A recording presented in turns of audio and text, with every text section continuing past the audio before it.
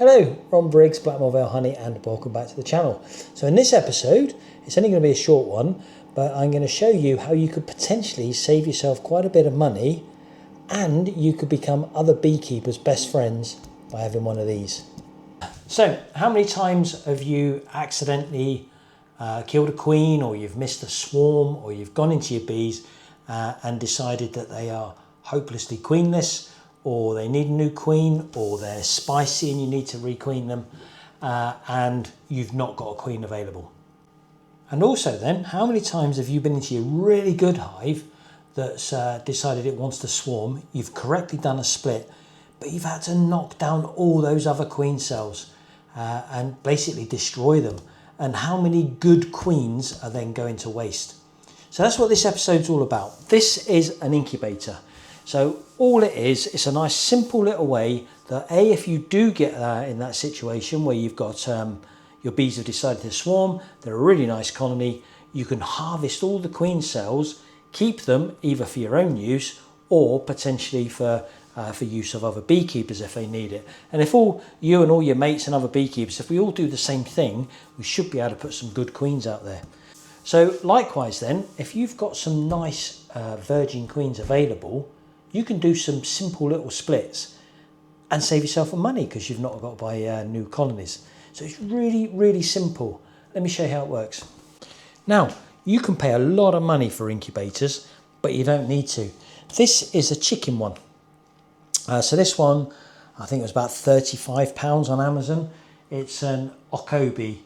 I'll show you in a minute. I'll show you the top so you can get the name of it. I say it's about 35 quid, something like that. But it works really, really well. So it has rollers in it for the eggs. You just remove those, but it allows you to keep this box at a certain temperature and humidity. And that's all you need to do. So all you got to do is, when you're in your hive, if they're going to swarm, you just cut those cells out like I did in a previous video. Now, when you cut them out, they go in. Take plenty of material with you because they actually go in quite deep. There we go. Nice and gentle. Perfect. You just cut them out. You pop them into one of those what we call hair roller cages. You pop them in your incubator, and if they're sealed queen cells, you should, if you're keeping your records, know which day they were sealed. So from the day they're sealed, which is about day 9, isn't it, till day 16, which is a week later when they're due to emerge. So these have got about another 5 days left in them. The better ones, from experience, are the ones you can get closer to the end game. So if you can get capped queen cells around about day 14, 15 and pop them in, they tend to use better. I tend to lose less that way. Most of them do come out. If I harvest them earlier, I do tend to lose a few. So from 2 colonies, we've harvested 9 queen cells. So we'll give it a few days and see which ones emerge. But let me just show you how simple it is to use this thing. So basically, the lid has also got the heating element and everything else in it. You lift that out, and that's what I was on about with your hair roller cages. I don't know if you can see up inside there is my queen cell. So sometimes the wax is enough. Yeah, so you can see the queen cell in there. Well, I cut off enough wax so I can seal the top. And the only reason you're sealing the top is because when she emerges, you don't want her to get out. That's all that's for. So the top of that one's actually sealed with wax, but the others had a bit of a hole in them, so they needed some tape on them just to seal the hole up. Yeah, and you just pop that in your. You just pop that in. The rest of them, stand it up, and that's all you need to do. Simple as that. And there you go. That's the make. OB-12, that's the one I got, Okobi. Just look that up on Amazon, and they say they're about 35 quid, something like that. So then you set your temperature. So we've worked out the best temperature to work is 34.5. This one's racing up at the moment, but that'll come down in a minute. It's because I opened it just now and took those out. There you go, it's starting to come down now. And then that'll settle down at around 34.5 degrees. And then the other one is the humidity level in there, and you want that between 60 and 70. Now this will drop, so you need to check it sort of every morning, and all you do is you have a squeezy bottle of water, and in the bottom there's 2 holes, so you don't need to open it. You just squeeze a bit of water in there, and that just brings it back up again. There you go, that's That's settled down to 34.5 now. And that's it. And you just leave it, and then hopefully in a few days' time we'll get some virgin queens. Morning. So loads to do today, beekeeping day. We've got a couple of apiaries to inspect, but the first thing we need to do is we need to go and have a look at these virgins in the incubator. So let's go do that.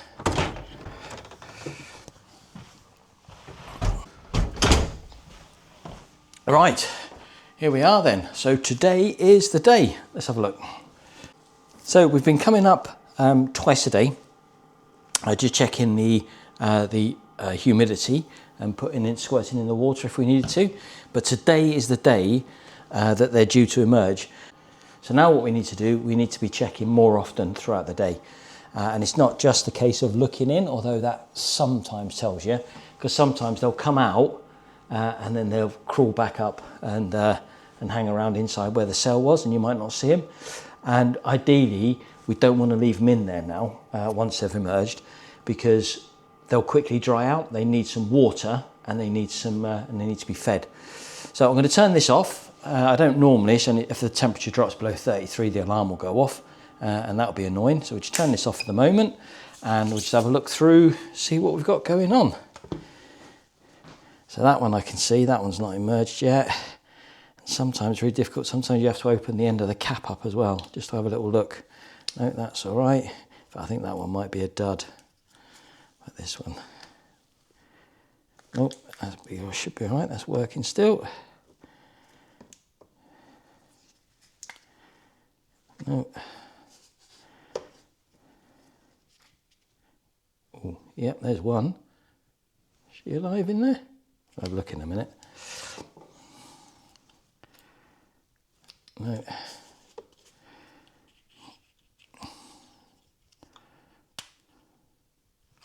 No.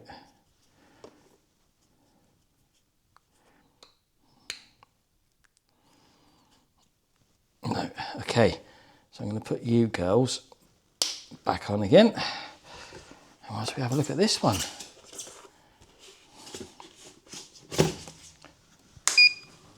Now these virgins in these incubators can dry out really, really quickly. So it's important that on the day of they're due to emerge is to get in and check them. And this lady, she looks like she's emerged. I can't see any signs of life at the moment though.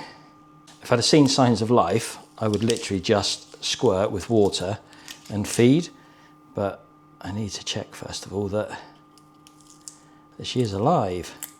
And I wouldn't bother taking the tape off. I can just put that in my pocket and take it out to where we need it. Still can't tell. I need to put my glasses on. You can see the cap though, which is quite cool. You see how the cap there has been chewed off? Okay, I think she is alive in there. So we just need to get her out of there just to check. So we'll just pull apart the cell nice and gently. She's probably hungry, so let's give her some food. So all we've got to do is give her a bit of honey, and that's not honey off the shelf, obviously, it's their honey.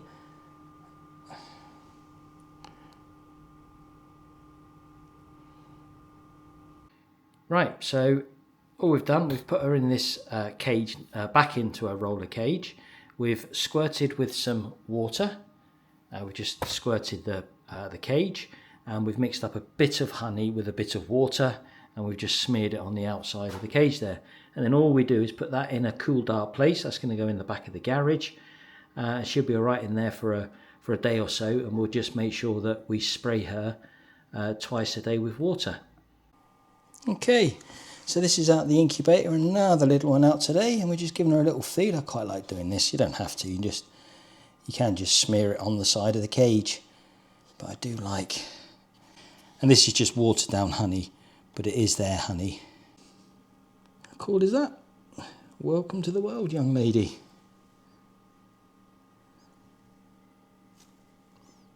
So we'll let her have a little feed of that, and then we'll pop her in that cage. And one of the members needs a virgin, so that's where she's going today. I'll leave her there for a bit though, having a drink. Okay, so that's finished with this latest round of queen cells that have been through the incubator.